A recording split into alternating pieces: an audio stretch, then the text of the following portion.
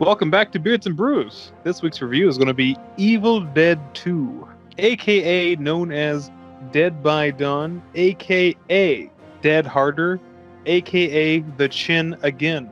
Gentlemen, what do you think? I think it was pretty good. The pause. I also enjoyed the film. The pause there was pretty good. I could just imagine like the camera zooming up to the cast through the woods into the living room, and then you just turn around and there's like a zombie version of one of us. It was okay. Okay, that is actually one of the first things that I want to talk about is the camera work in this. Like, This is not a high budget film at all, but I feel like with what he does with the camera to give us these points of view is nothing short of amazing. 100%, yeah. So the reason why this movie is fucking hailed so high just by like just film students everywhere is because this movie was probably made for, how can I weigh this, 7 packs of ramen, but goddamn, they used every single cent and like 110% of their creativity to get this movie done. And each fucking scene is so cool. Like, between the deadite creatures, the house itself is a prop, and the fact that he's constantly dismantling it to use it in some way, shape, or form is a ton of fun. His face alone, like, Bruce Campbell is made of putty through this thing, because he changes his look like 6 fucking times. His face does a lot of work. It really does. Almost in the same vein of like Ernest from Scared Stupid. He just gets so much mileage just out of close-ups. Like when his hand turns evil, his face is like, oh no! It's just so good. I just love the progress of the character of Ash, because he just goes from just like, hey, I'm just going to bang this chick in this place that I found, to like total badass. Even in that little scene where like his hand turns rotten or whatever, he goes from like, oh shit, give me my hand back, to like, rah, stab my hand, fuck you, evil hand. Guess that hand's gone now. Yeah. And not even going back for it. So, why are they going to this cabin? Like, I know that they end up in this cabin in the woods, but why did they go there? How do they know about this cabin? Well, to answer the first question, to fuck. And 2, he briefly touched upon it in the beginning. Like, he just found this place, nobody had been living there. So, like, hey, this is a nice place to just fuck. Oh, okay. It's not like he broke and entered or anything. No breaking and entering, but it could be unlawful entry. And they show up and there's a bottle of champagne there. Did they bring that bottle, or was that already there? I mean, he must have been drinking something beforehand, because when like the title crawl goes through and we go into like the tunnel, like when they open to the area, he was driving in both fucking lanes. Look, when no one else is on the road, you do what the fuck you want. You ever been driving at like 2 a.m. on the interstate? You're just like, whatever. I want to be away from the deers. I'm going to be in the middle. Fair point. But that's another thing I want. Like, when they are driving in, they cross this bridge, and this is absolutely like a miniature model, but it doesn't lose any charm because of that. Well, this movie is 100% charming, like every bit of it. Like, yeah, of course, that's just like a little dinky thing with a Hot Wheels car dragging across it. I'm just like, yeah, okay. So there's a scene later with more miniatures where the house is being barraged by the trees. And it's so fucking cool. And it's all just in miniature scale and enjoyable. And all I can say is it gets the applause of nice fucking models. Honk honk. Good work. So yeah, Ash and his lady are at this cabin in the fucking woods. Like, I don't even know how he found this. Like, okay, like, I know why he's there. How did he end up here? This is in the middle of fucking nowhere. Stumbles across this old tape recorder, and there's like a history professor on there talking about discovered some ancient shit, Book of the Dead, whatever, yada yada yada. Yeah. There's a lot of yada yada, because this movie does this weird thing of like basically remaking the first whole entire movie in the first 12 minutes of this movie. So it goes through it pretty quickly. Like, hey, they're in the woods. Hey, look, they find a tape recorder. Hey, let's put in some like archaeological footage in there. Hey, look at that. It's Indiana Jones's lesser known colleague, Ohio Johnson. Yeah, he did a bang up job. Let's go. Ohio Johnson. I've seen that one. Ohio Johnson, descendant of Socrates. This movie, though, you can just think about some stuff and then into some sort of parody off this, like, Evil Dead 2. Or you can think of it with like a Harry Potter twist. Bruce Campbell and the House Full of Dead Bitches. It's just basically just From Dusk Till Dawn. No. Except for there's no Asian sound. pussy, Mexican pussy, Puerto Rican pussy. And he's just like, wah, wah, wah, groovy. And it's just a fucking gas-powered dildo on his arm. Oh, no. Fucking... I think we're onto something here, fellas. I think we're onto something. Dude, it's a real thing. Like, there's a bit in Naked Gun 2 or whatever. They have to go to a sex shop for some, like, police work or whatever. And, like, while they're at the desk having, like, an actual serious police conversation, the dude in the background just, like, has the fucking chainsaw dildo going... Anyways, speaking of dildos, this archaeologist stumbled upon some more pages of the Book of the Dead.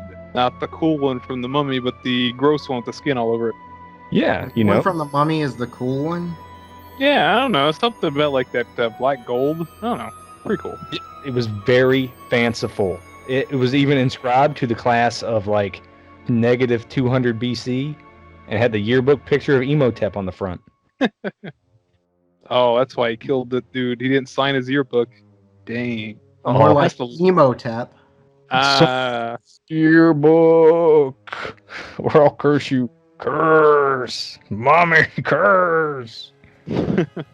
And of course, Ash and girlfriend, yeah, they're pretty unlucky. They go to this place just to have some fun. Turns out, that dude had stumbled upon some, like, ancient Samaria nonsense, and this entire place is now just basically haunted. But not like haunted with ghosts, more like haunted with, like, ancient demon spirits or something. I don't know. They don't break down the science of it, but I buy it. Yeah, it's like regular ghosts, but they're dicks. Then we get a little, what would you guys call that? A montage of Bruce Campbell being a badass and somehow turning into a zombie creature and then being cured by laying in a puddle until the sun rises. I know. Well, before that, we have the girlfriend getting possessed, and then he has no second thoughts about this. Just like, all right, my girlfriend is possessed by demons. What should I do? I'm gonna take a shovel and cut her fucking head off. I jotted that bit down really quickly because at this point he didn't even know that she was possessed. She was like, ah, and then he was like, oh, slice, and he was like, oh, yeah, she was possessed, officer. Do you think maybe, and this is just headcanon, you think that all along Ash might have just been suffering from some delusions? Maybe he had some bad mushrooms or something, I don't know, and nobody was actually possessed. That's just the story that he told at the end of this, just to, like, try and get somebody to buy it. Maybe. Or it could be like Memento or Vanilla Sky, or like this whole movie just happened in the 4 seconds it took for the car to careen off the bridge into the ravine. Oh, were you thinking about Stay? Because that sounds a lot like Stay. All right, the forest, everything starts, coming alive, and fucking Ash gets possessed too, finds himself fucking in a mud puddle, and suddenly he's back to being okay again. Again, the science, I don't know. Well, I think this movie toys with the idea that, Ash is a good guy, and he has, like, these moments of being possessed, but he snaps out of it if he gets fucking thrown through a forest or finds a magnifying glass on the ground. Ash is pure enough to fight off the demons. That's it. And that demon being chased by the sound of THX. So the girlfriend, was she not pure enough? Hell no. She's trying to take Ash's virginity. Think about that. This poor guy lured out to a cabin with some chick who's just trying to flaunt her WAP. We ain't got time for that. Now it's her fault. It's 100% her fault. And all this is going on, and it's, Ash. It's Ash who comes back haunted. Trent Reznor. Dang, dude. But things get super spooky, and Ash is like, hey, I have a car. Let's skedaddle. Yeah, he buries the girlfriend, puts a nice little wooden like stick cross up, like, you know, in the name of our Lord. And he's like, I gotta get the fuck out of here. But the lack of a bridge says no. Yes, and this is like a really cool look. It's like the bridge itself has broken and curled up like a hand enclosing back towards him. Super fucking cool looks. It honestly kind of reminds me of like nothing in particular, but it reminds me of like Beetlejuice, like the underworld in Beetlejuice just has that kind of. You can make the connection to Beetlejuice quite a bit, especially later on when there's a lot of stop motion going on with the creatures and whatnot. Especially that little Deadite dance that we're about to creep up on here pretty shortly. My kiddo was watching the film at that point, and he just kept looking back at me like, what the fuck is this? And I was like, man, it's okay. It's not the best, I understand, but it's okay. For what they've got, this is good. Yeah. So he goes back to the cabin. He is chased back to the cabin by this animated woods, trees. Man, he's on drugs. Yeah. And I like how he doesn't even really get away. He just crashes his car and flies through the windshield like an ash test dummy.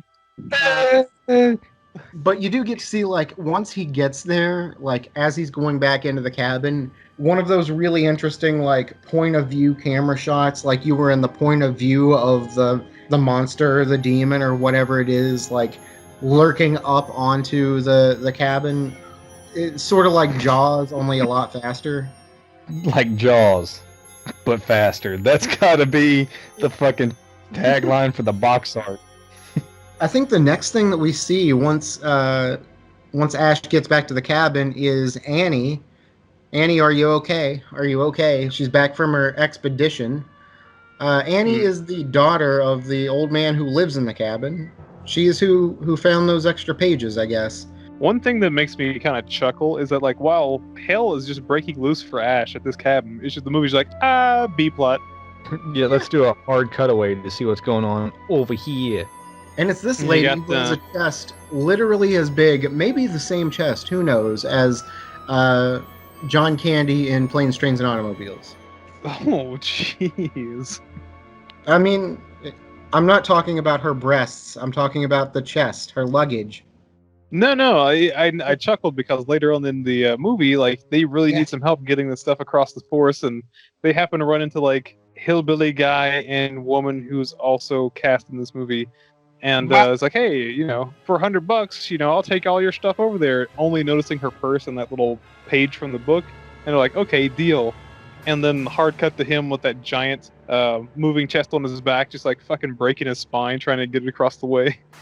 Yeah, they go up to the, drive up to the cabin. It's Annie, her boyfriend, who I don't know if he has a name, but he's just Dude. Ooh, well, hey, little trivia. One, that dude is from West Virginia. And two, he's a presenter on HSN or QVC now. Wow. Small world. Yeah. The future dorming mimicker. What? That'll do. He looks like Marty Jannetty. Oh, okay. They drive up to that cabin, or try to, until they get to the bridge that is out. And that's where they encounter fucking Hillbilly Billy and Bobby Sue, who is, by the way, definitely way too attractive to be with Hillbilly Billy, but maybe that's the best looking brother in the family. I don't know. Yeah, that's the other Daryl. Oh. Does he He's cook like meth? Operator or something, wasn't he? That was a tow truck driver, wasn't it? Because he put like the out of order sign on the bridge, like no one's going to notice. No, I thought that was the other guy, the sheriff who's in it for one scene or whatever he is. There was a sheriff? I don't know if he was a sheriff. He was some kind of an official kind of guy. It was like, oh, the bridge is out, no getting past here. And then for whatever reason, Hillbilly Billy, whatever his name is, and Bobby Sue are there, just show up. I thought they were the ones who set all the stuff up and were there with the truck. Am I mistaken? Yeah, did I miss something too? Yeah, like, I think there's one more guy there. Like, I thought they pulled up to the bridge, they saw it was out, and like, shucks. And they turn around and just like, Hillbilly whatever and his cousin are just there. I think there's one more guy there who was who had like a truck, and he was like the official person who was like, yep, bridge is out, you're not getting through here. And Hillbilly guy was like, unless, I mean, we know a trail. Works for me. Yeah, Yeah, I think whatever. there's one more person who was just very briefly in the movie, who was like, I don't know his official job position. He might have been a sheriff, might have been like just like a road worker, might have been, I don't know what he was. He was in there long enough to guess earn his SAG $200 and a Pepsi, so good for him. So $200 and a Pepsi. I like it. So then they go traipsing through the forest and they show up at the house, and Ash has been in the house shooting a shotgun at different things. yeah, I'm like, boy, Ash goes through a cavalcade of just fucking nonsense. Like, he finally rustles himself back into the cabin, he boards everything up, and the moment he peeks outside, his dead girlfriend reanimates back to life and just does some kind of like dead-eye dance for him for like 5 whole minutes. Yeah, and she is one naked. I don't think she was buried naked, by the way. If she was, that's weird. Two, No. like she starts decomposing. Like she's been dead less than a day, and she's already like decomposing into this. It doesn't look good. That's all I'll say. And then, like, all the while, Ash is just looking at her, just like, huh, that's fucking weird. Yeah. She's just like, dance with me, and then throws her head into his lap. Ha! It's not the head he was looking for that night. Am I right? Yeah, then the head starts biting his hand. Okay, look. She's evil. Probably gonna nibble a finger off.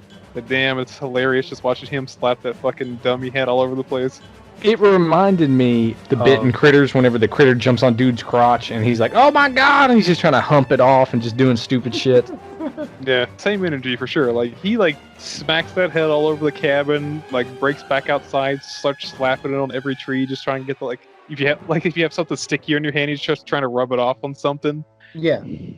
After all that nonsense, he winds up in the tool shed, and this is where it gets real fucking weird because he puts the head in a vice, clamp, and winches it down, and it give him the clamps, and it's like, come on, baby, don't you love me? And I fucking love this scene. He's like, I got something for you, bitch, and he opens up the closet, or the cabinet, I'm sorry, and there's just a white chalk outline, just like in fucking Call of Duty Zombies, where the chainsaw should be. He's like, Why would that be there?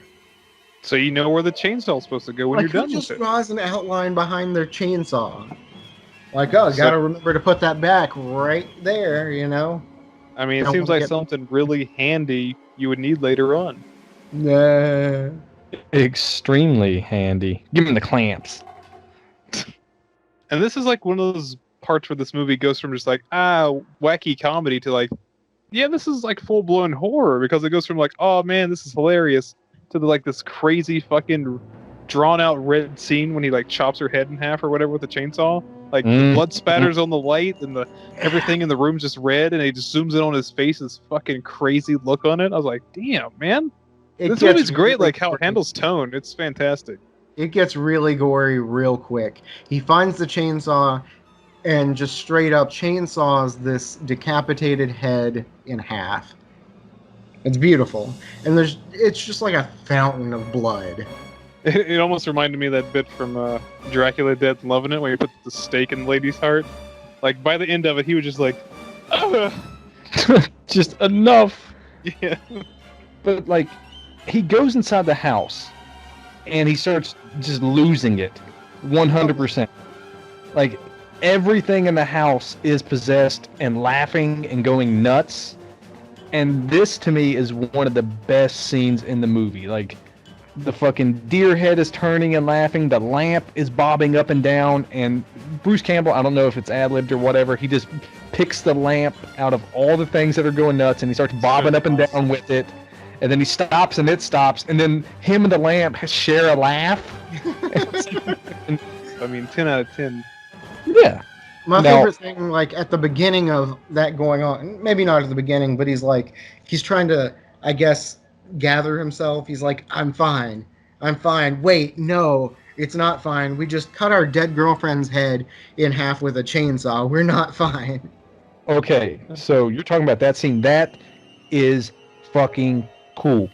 Now, it's the classic I'm looking in the mirror scene, and you're waiting for something to pop up behind him, and instead of something popping up behind him, he comes out of the fucking mirror and grabs himself. And Yeah. it's really a body double that has the backside looking at the reflection. But you're not aware of this because they did a good enough job with the body double that whenever he leans out, you go, oh shit, because it doesn't look bad CG, nothing like that. It just looks really fucking good. Amazing practical effect. I applaud them for that alone. That scene is legit. Yeah. Like, the creativity in this movie is just fucking really hard to beat, man. Like, Sam Raimi, in the future, like, when he goes into, like, Spider-Man territory, it's kind of whatever. Drag Me to Hell was kind of good. Like, there's just something special about his early movies that just had this, like, really lightning in the bottle-ish crazy inspiration when it came to effects in his movie. Yeah, I think it's one of those things where, like, a lot of his early stuff, his stuff is really rough, but there's enough there that it inspired so many things that came well after it. Like, it's still inspiring things. Oh, agreed, dude. This movie is just a fucking banquet to sample from. Like, there's one scene coming up, the scene where his hand starts, going out of control and having a mind of its own, and he starts, kicking his own ass, that kind of thing. It's Yeah. like, there was Liar Liar, there was Fight Club, there was Idle Hands. Do you remember that movie with Devon Sawa? Unfortunately. Yeah, there was that. Like, it was like all of those at once. And that scene alone is just fantastic because he's playing against himself, not even as a character, but just against his hand. So, like, he's flipping and flopping all over the place. He's throwing himself up against cabinets and shit. And the fucking pinnacle of that scene is when he's knocked out fucking cold on the floor, but his evil hand is still sentient, and he drags his whole ass body towards a cleaver to try to fucking kill him. Love it because the camera does an amazing job of showing it, like, from the profile with Bruce Campbell unconscious in the hand, which is making its own little vocal noises, like to drag. And then they'll show the POV of the hand, like, dragging through the busted drywall towards the cleaver. Fucking good shit. Just before it gets to that cleaver, though, Bruce Campbell, Ash, takes a knife, just a regular ass knife, and stabs through his own hand to stick it into the floorboards. And then we get to see him chainsawing his own hand off. I mean, the fact that, like, he had completely had enough, and he's just like, fuck it, it's got to go, all in like 10 seconds, was so fucking fascinating. I don't have time or the patience to get, like, holy water or a Bible. Just get this thing off of me. It'll be all right. Let alone a tourniquet or anything. Just hack it off. No, he does end up wrapping it in, like, a sheet and some duct tape or whatever. But he takes that hand, that sentient hand, and he throws it in, like, a waste paper basket. And I don't know if you noticed it. Of course you did. But he tosses, like, some things on top of it just to keep it place. And he sets a stack of books on top of it. And the book at the very top is A Farewell to Arms. Humor. Yeah. I said, let's give them a hand. Slapping that old knee. But this hand gets away and it scurries somewhere. It scurries, like, into a mouse hole in the wall or whatever. And he takes that shotgun that he's got and starts shooting at it.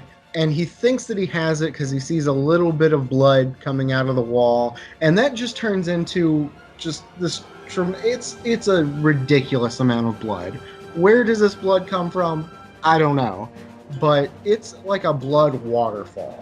It strikes me as one of those things where they did not know how to transition into the next scene or anything. Like, and then the wall bleeds. And then what? A lot. Use the blood to wipe to the next scene. Yeah, it's like the elevator scene from The Shining. It's just like a waterfall. It's a blood flood. The blood flood. Nice. Blood. Sci-fi rich. Oh, yeah. I dig it. And it bleeds so much it changes colors. Like, they just get done with the red and it turns like this icky, like, oily black or whatever. Yeah, it is definitely like a black ichor of demonic whatever, and it's all over the place, and then it sucks back into the wall. And from this point on, Bruce Campbell wears fake blood as hair gel. I did notice this to the point where, like, he has more, like, Sharpie marks all over his face. Yes. The little nicks and cuts. And this is about the time where fucking Ash's life is over, basically. But then the archaeologist lady shows up. And of course, Ash being, I don't know, twisted and contorted this entire time, which is probably only like a couple hours worth of real time. Yeah. He hears somebody at the door and he's like, shotgun. Yeah, but it's Yeah. Annie's boyfriend who makes his first appearance here. I mean, not his first appearance, but like they finally meet each other, and he's just like, "Who the fuck are you? Who the fuck are you?" You shot Bobby Joe in the arm, and the fucking redneck dude just beats the shit out of Ash. Then it's like, wait, where's my parents? You killed my parents. Well, I mean, like, okay, you walk into a place, your folks are missing, crazy one-handed guy covered in muck, blood, whatever, has a, fresh shotgun, and you look in the corner, there's this bloody fucking chainsaw just hanging out. Like, the math kind of solves itself, really. Yeah. So what do you do with that guy? You throw him in the basement. I'm sorry. The fruit cellar. And after they chuck Ash into the cellar or whatever, they just kind of poke around the house looking for evidence because suddenly they're all detectives or whatever. And they come across the same little tape loop that Ash did earlier in the movie, and they start playing it, and they're just like, wait a minute. I think my dad summoned some crazy demon, and we're all kind of fucked. And that's kind of weird. What should we do about it? Yeah, he talks about, I fear my wife has become host for some kind of Kandarian demon. I don't know. Is that something Armenian? I'm not sure what Kandarian means, but I don't know. Maybe. Sounds very Star Wars. Oh, nice. Yeah. Today on Star Trek, Kandarians. But yeah, Yeah. it's from this little recording that we find out that Henrietta, the wife, is sort of dead and also locked in the fruit cellar downstairs.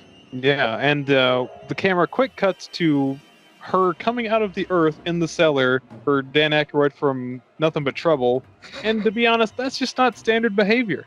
Speaking of standard behavior. Oh, that sounded nice. Chris. Loud and proud. Yeah. What I've got here today is a collaboration brew between Barrier Brewing Company out of New York, Oceanside, New York, and sorry, I should have looked this up before. Mumford Brewing, right here in Los Angeles. So that means you can toast coast to coast? Ooh, yeah. Are the Suns involved in this? I think it's just Mumford himself. Could be wrong. But this is a 7.3% New England style IPA, which is fucking all that's out there anymore is New England style IPAs, like I ranted about.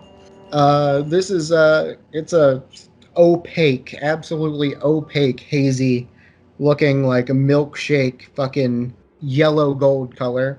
It's got a lot of fruit, mango, orange, grapefruit, that kind of thing. So it's your very standard New England IPA. Yeah, it really is. Like, it's a good one, no doubt. It's a good one.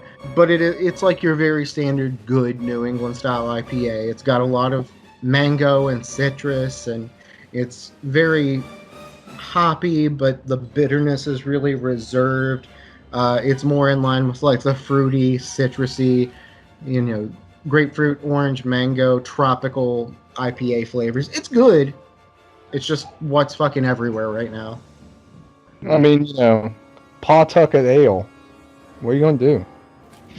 Oh, Pawtucket Pete. Anyway, what's not standard behavior is what's going on in this fucking cabin. Yeah, so Lady Dan Aykroyd is like, hey, fresh meat. And Ash is like, hey, listen, let's talk this out. Chainsaw to your face. Chainsaw to the face, fail. And then they're like, oh my god, I guess the dude with the chainsaw arm and shotgun on his back isn't the villain. Yeah, they were just like, is he the bad guy? Well, on the other hand, Meanwhile, Henrietta's having a nice little chew on his foot. And I don't know, at some point, Bobby Sue, or whatever her name is, gets someone's eyeball. I think it's Henrietta's eyeball. Just yeah, right like, now. Ash gets pulled out pretty quickly by his face, by the way. Yeah. And Lady Dan Aykroyd pops up and is like, ew, no! And they stomp on the cellar door, smashes her face, and her eye pops out and just launches across the way right into that lady's mouth. Ew! Cellar door, by the way, is I don't know. Somebody said it was the most beautiful word in the English language. The only reference that I have for that is Donnie Darko. It's probably some bullshit. Fuck Donnie Darko. I said I let a plane engine fall on me. The eyeball flies across the room, goes in Bobby Joe's mouth. The demon thing gets knocked back into the thing. Ash gets a moment to explain, holy shit, everything's going crazy. And then at that moment, everything goes fucking crazy. Dead by dawn! Dead by dawn! Dead by dawn! Your soul! It's like, what the hell? That lady's saying what's on the poster. What's going on? Oh, if she's saying what's on the poster, Eric, then she's like, it's like Jaws, but quicker! That's a good one. I like that. Yeah. And in the commotion and the possession, I guess, I think it's the boyfriend. Annie's boyfriend gets possessed, and then he gets his fucking head cut off. But, like, how did that even happen? Like, Ash's hand got possessed because he got munched on. What's-her-name gets possessed because, I don't know, kidnapped? Possibly raped by a tree? Have you seen the first movie? Shit happens.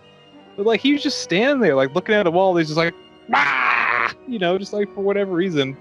Listen, I don't know the science behind it, but that dude was possessed. Also, we needed to get rid of him so that Ash can hook up with the new girl by the end of the movie. Nice. Yeah, so he gets his head cut off and he starts splurting like green blood now. I don't know why it's green. Again, science, whatever. Well, I mean, you know what? You could tell he's too far gone.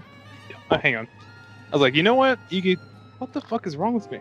You can definitely tell he was too far gone. How are you doing this? I don't know, man. Words are my mouth's dry and everything. I can't talk no more. Yeah. It's not even going to be worth the joke anymore at that point. You can definitely tell he was too far gone because, like, when he got cut open, boom. What? You did it again. Gun, whatever. Nickelodeon. You can definitely tell he was too far gone because his blood. It's done. I'm done. It's over. The joke was this Nickelodeon slime. Punch. There is good. So do it live. More to Eric's point about the blood being Nickelodeon slime, that's the exact same shit that I said. Like, we were watching, and he starts hitting him with that fucking axe, and I was like, oh man, it's the Kids' Choice Awards. Oh, God. And he went for the physical challenge there, didn't he? Oh, that was Double Dare. Yeah. He got to the end and couldn't fucking stack those three little idols together. It's just three fucking pieces. God damn it. It goes head, feet, shoulders, right? and fucking it pans over to Olmec and the fucking it's just like Jesus Christ. Olmec giving the side eye like these fucking kids. Yeah. Well, speaking of those fucking kids in the cabin, we're down to the Ash, the Bobby Joe, the redneck fella, Billy Bobby, I don't know, and Annie. Yeah, okay.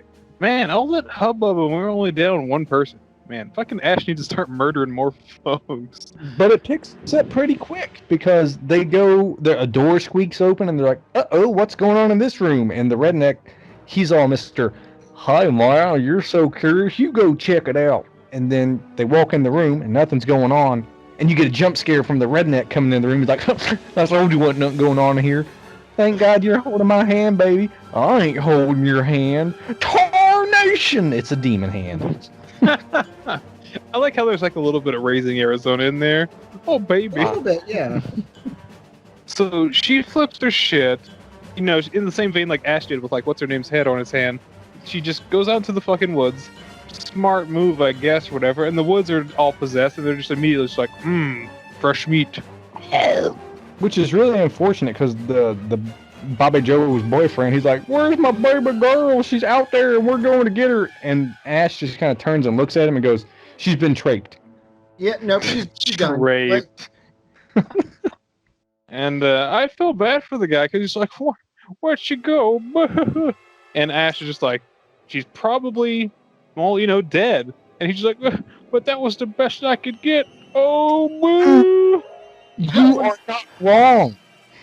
That was my girlfriend and my second cousin. I guess I'm gonna have to go to first cousins now. Her name's probably Eleanor. Yoo-hoo! Anyway, yeah, at this point, Ash and Annie are like, all right, we've got this set of pages, to undo all this, we've got a passage that will have the dark beings be manifested so that we can cast it out. The second passage actually casts those dark beings out. And in horror movie fashion, you have a character that just does the dumbest shit possible. So he's Absolute like, punishment. Bobby Joe was my cousin, sister, girlfriend, I don't know, sheriff. And I love her to death, and we're going to go find sheriff, her. cousin, sister, girlfriend to you. Well, I mean, sorry. I forgot the deputized comes first. And he's like, I have the shotgun now. I make the rules, so we're going to go look for it. Ash is just like, you're stupid, but you got a gun. Let's go. And gentlemen, what happens when they get in the woods? Is this when fucking Demon Ash comes back again? They get out into the woods. They find that the trail had like dried up or whatever, and he just starts yelling her name like crazy. And Ash is just like, "Hey, dude, shut the fuck up! We're all gonna die." Yeah, and, he's like he gets screaming knocked through out by like a all shotgun. 5 of his teeth. Yeah, he can it's like a harmonica. It's like different like pitches. Let me use my slut whistle. I cover this tooth and blow. Slut whistle. It's like a dog whistle. You can't hear it unless you're a whore. Oh. And of course, all of us hooting and hollering. THX shows back up, and they're like, "Huh, this is all terrible. We're gonna go back into the little cabin thing, and you can just stay out here, buddy." Yeah, and so somehow, because at this point, I'm not gonna lie, I got up to go take a piss and left it running. I walked back into the room where the redneck is trying to get in the house away from possessed Ash, and he gets stabbed full on in the chest by old girl with some sort of spinal column sword dagger. Yeah, I don't know where this dagger came from, to be honest. Where did this thing come from? Me either. I think it was included with like all the other artifacts, like his her pops had in like the cabin, but just kind of came out of nowhere. Like there was no like foreshadowing or anything. It was just there, and it didn't even look that fucking sharp. It was just like some old like Aztec weapon or something like that. Possibly was. It was like I don't even know what you would call it, but it was like twisted into a point, and yeah, it looked more fancy than stabby. And like, possessed Ash is like all around the house, like causing all kinds of ruckus. Now, this is the point where the film gives you another bathe of red, but this one to me was a lot cooler because she's got to drag old redneck away from trouble, and she's doing so, but her dumbass lays him down right next to the trap door, and of course it pops open, and Mom's down there like, "I swallow your soul!" And she grabs the dude and pulls him in, and while she's pulling him in, it's almost like a wood chipper, because as he's going in, blood is just fucking hosing out. It's a wonderful scene. Now, I compared it to like, do you remember when they did those infomercials for the Jack LaLanne juicer at like 2 a.m.? It was like you had one of those and put a beat in there.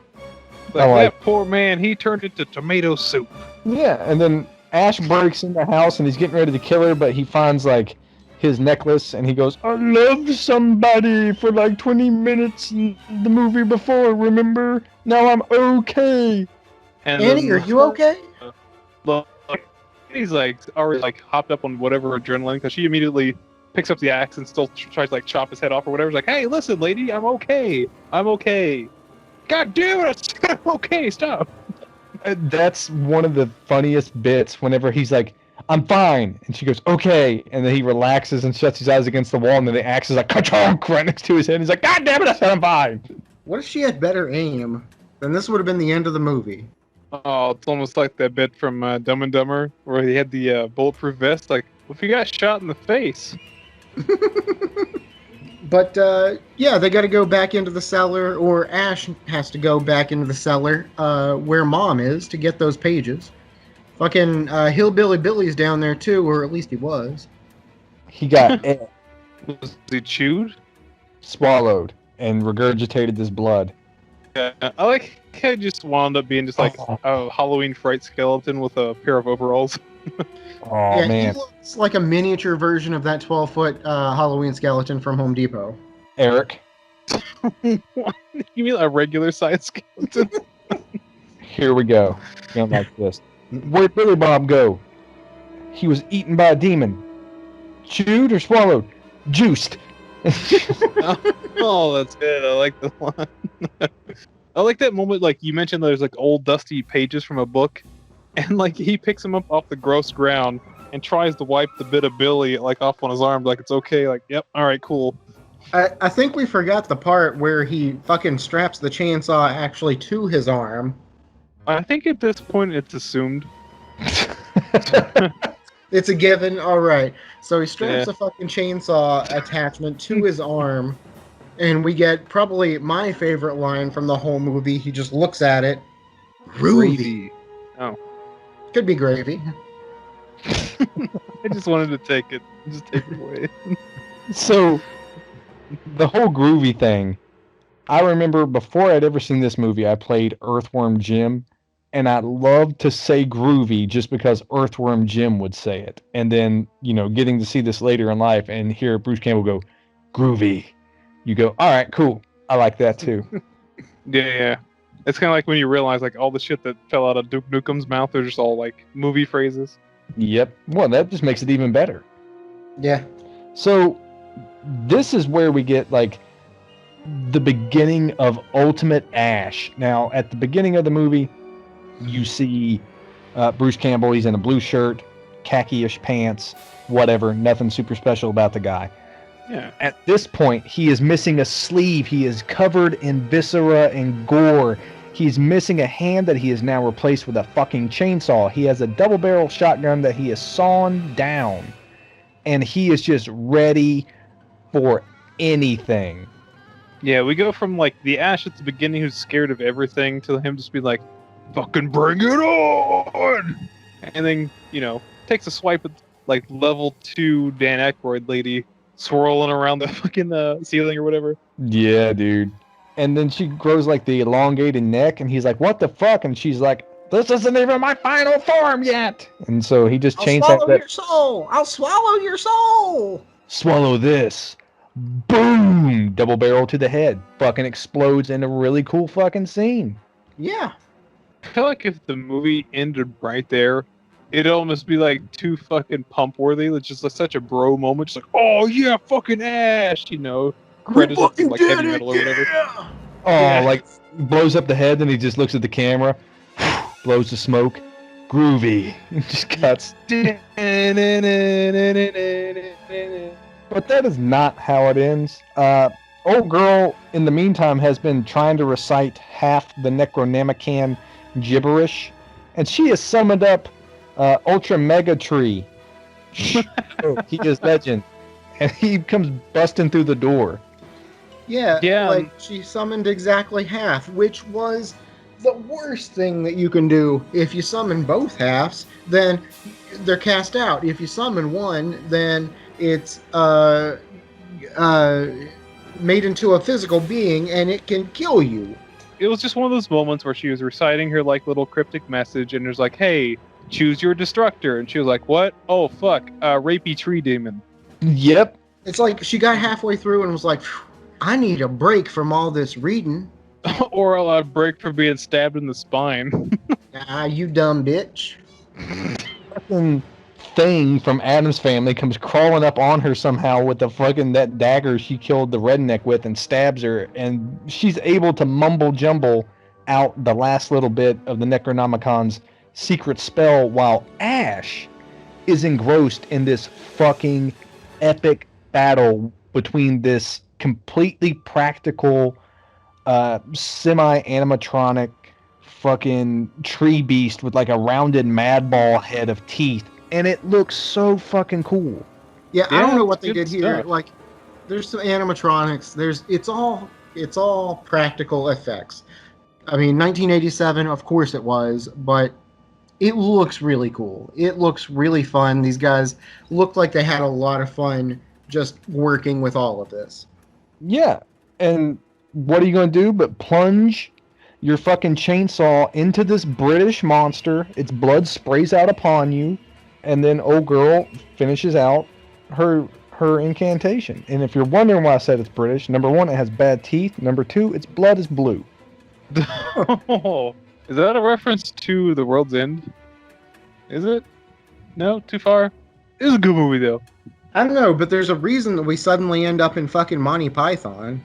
It was foreshadowed. There's clearly a crayon drawing of Ash in the Necronomicon with his chainsaw arm and his boomstick, and he appears in, the 1500s, maybe 1400s. I don't know, sometime in 1300s, the medieval period, and Yeah. they're like, kill this sky man. Blah, blah, blah, blah. Oh no, a turkey demon that can fly is coming at us, and he shoots. Turkey. And they're like, holy shit, you're the savior. And he's like, no, no. I gotta say, if I didn't know that there was a fucking epic sequel, I'd be like, this is stupid. But Yeah. god damn how good that fucking sequel is. Like, I haven't seen Army of Darkness since I was probably like 16, but I really want to like just watch it tonight. Yeah, we had that small little discussion that as soon as we finished up, I was like, man, I want to watch Army of Darkness. Because like Army of Darkness is such a fucking higher level of movie in every way possible, but it can't exist without Evil Dead 2. It's just like a weird thing. I completely agree, but fuck, it's so good. It's one of those rare movies to where it's a horror movie, it's a comedy, it's a drama, and it actually fits everything it's doing. There's never a time in that film to where you go, this doesn't work. That movie is smart. It's smart. One thing I really enjoyed about this is it's an hour and 24 minutes long, and there's never a point where you're just sitting around doing nothing. Like, something is always going. It is a tight 124. For sure. Like, this movie is a lot of fun. It's a little dated, it's a little wonky, but it's charming as hell.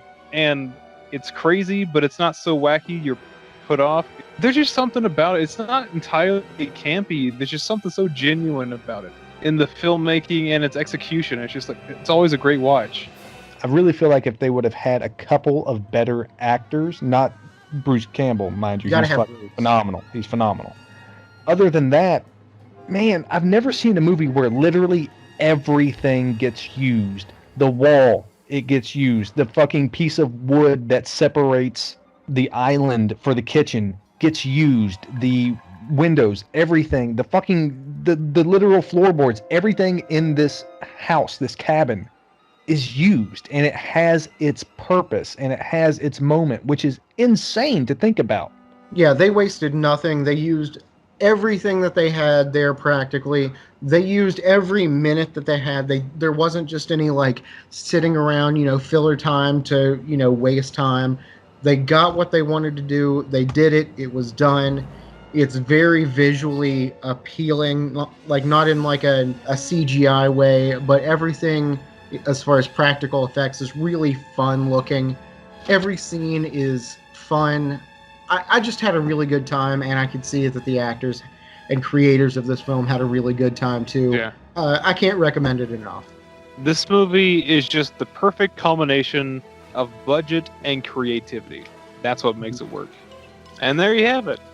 That's Evil Dead 2 from 1987. If you have any strong feelings about the movie or the show alone, leave it in the comment section below. Make sure you hit that like and subscribe button too. Make sure you hit that little bell icon down there so you know next time we've got another one of these brewing. Make sure you follow us on all of our different social medias. We got a Facebook, Instagram, a Twitter, and a Reddit. We got an amazing administrator constantly pumping out new content for you guys, so make sure you check that stuff out. And if you don't, well, swallow your soul! Swallow your soul! Work, kid. Work shit.